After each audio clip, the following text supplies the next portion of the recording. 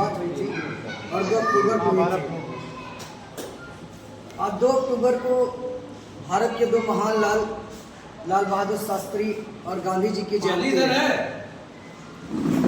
जहाँ तक दोनों लोगों के बारे में हम लोगों को काफ़ी अनुभव भी है, लेकिन मैं कुछ चीज़ों पे प्रकाश डालूंगा, लाल बहादुर शास्त्री पर भी और गांधी जयंती। महात्मा गांधी का जन्म 2 अक्टूबर 1869 को पोरबंदर गुजरात में हुआ था। इन्होंने अपनी शुरुआती पढ़ाई अपने गुजरात से ही की।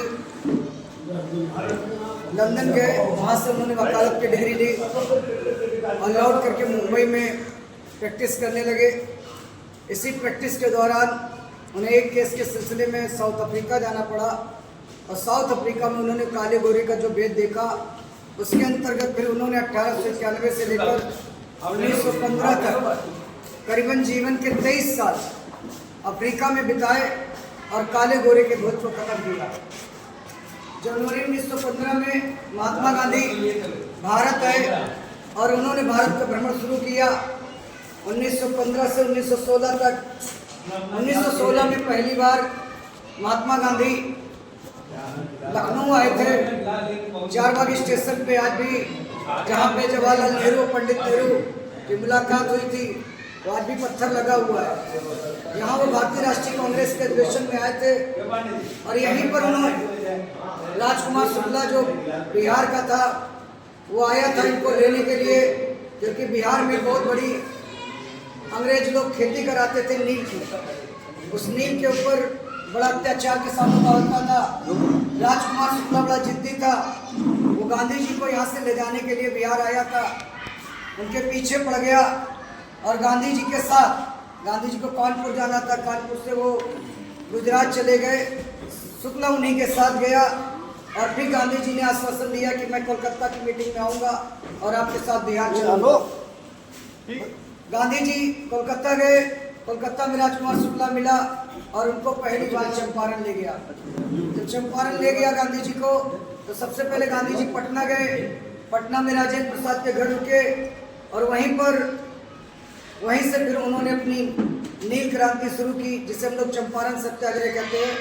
गांधी जी ने 1917 का काल पूरा चंपारण में बिताया और नील क्रांति के विरुद्ध जो बिगुल बजाया, उससे न केवल, वैसे तो वो पूरी दुनिया में प्रसिद्ध हो गए थे साउथ अफ्रीका से, लेकिन पूरे भारत में डंका बजाया अपने चंपारण सत्याग्रह से।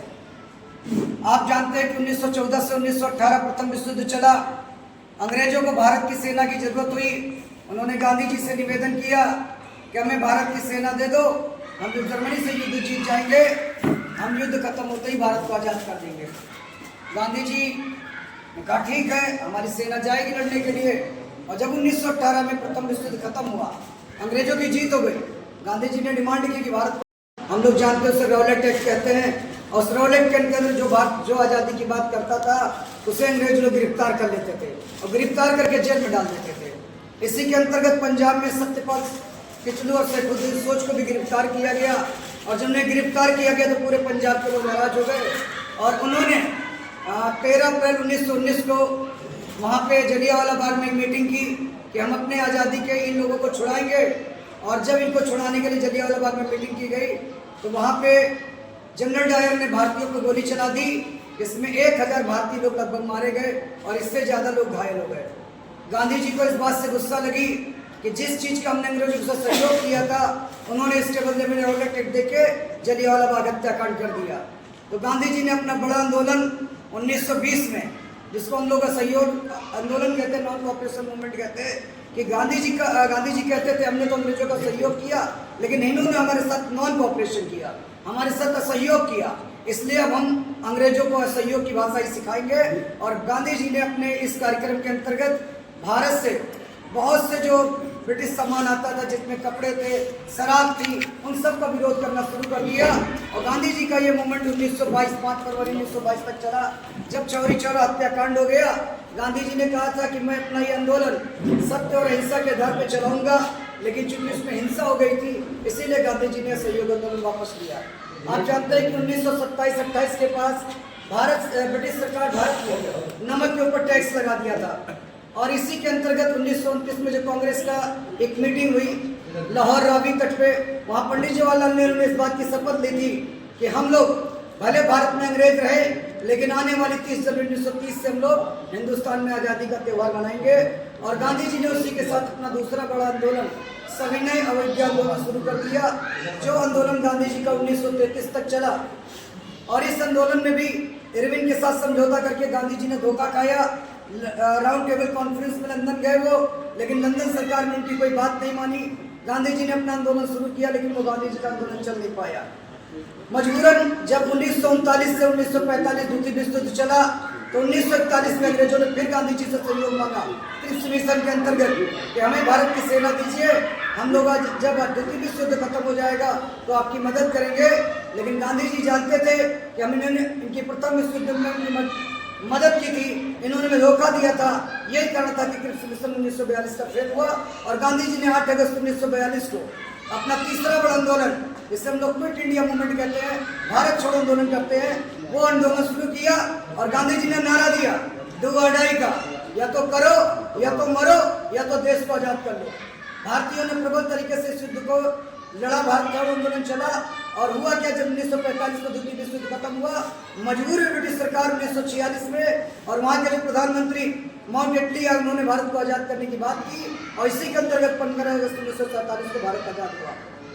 गांधी जी कहते हैं कि ये राष्ट्रीय आंदोलन तो लड़ रहे थे, वो बहुत बड़े चिकित्सक भी थे। गांधी जी बहुत बड़े वो शिक्षाविद भी थे। मुझे याद है चंपारण सत्याग्रह के अंतर जब 1917 में चंपारण में रहे, तो उन्होंने वहाँ पे चिकित्सालय खुलवाए, वहाँ पे शिक्षा के केंद्र बनाए। तो गांधी जी इस तरह देखा जाए, मैंने एक चैप्टर पढ़ा था Gandhi ji and coffee drinker, उस चैप्टर में वो साबरमती आश्रम में गांधी जी बहुत बड़ा चिकित्सालय चलाते थे। यद्यपि उनको डॉक्टरी की कोई नॉलेज नहीं था, लेकिन फिर भी जिस तरह मरीजों का इलाज करते थे, वो एक अच्छे चिकित्सक की पहचान थी। तो गांधी जी का चेहरा बहुआयामी है। गांधी जी की आप बहुत किताबें पढ़ोगे, लेकिन मैं आपसे कहूँगा किताब पढ़िए my experience with truth, Gandhi ji के सत्य के साथ प्रयोग। ये गांधी जी की ऑटोबायोग्राफी है, आपके जीवन को बदलेगा।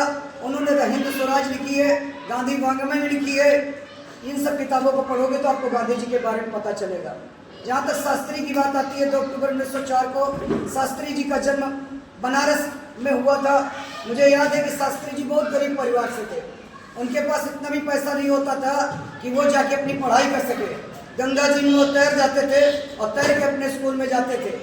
जब धीरे धीरे बड़े हुए, भारत जब आज़ाद हुआ तो रेल मंत्री बनाए गए। और जब 1964 में पंडित जवाहरलाल नेहरू की डेथ हुई, तो एक क्वेश्चन उठने लगा कि भारत के बाद भारत का प्रधानमंत्री कौन बनेगा। और उसी के अंतर्गत लाल बहादुर शास्त्री को भारत का प्रधानमंत्री 1964 में बनाया गया।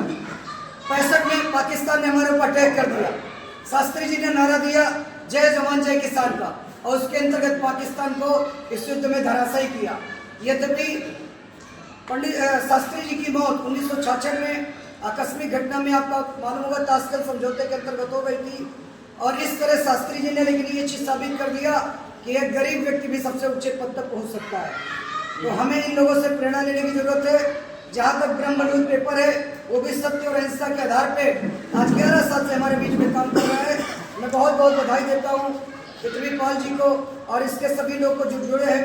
2011 से लगातार ये पेपर निकल रहा है, और मुझे तो ब्रह्मबंधु के साथ बहुत सहानुभूति है। और बहुत एक आज लगा कि ये पेपर लगातार चल रहा है, ये बड़ी भारी अनुभूति है। क्योंकि पेपर चल पाना, इसको शुरुआत करना, ये अपने आप में बड़ा केंद्र होता है। हमारा भारत चैनल भी 1997 से स्थापित हुआ। आज 2025 में 29वां अपना स्थापना दिवस पिछले महीने मनाया है, और लगातार ये चल रहा है। मुझे इस बात का गर्व है, बहुत फख्र होता है कि इन दोनों के संस्थापन में मैं शामिल रहा। लगातार मैं इनके साथ हूँ, और शास्त्री जी और गांधी जी से मैं प्रेरणा प्राप्त करता रहता हूँ। मैं सबको बहुत बहुत धन्यवाद देता हूँ और बहुत बहुत बधाई देता हूँ।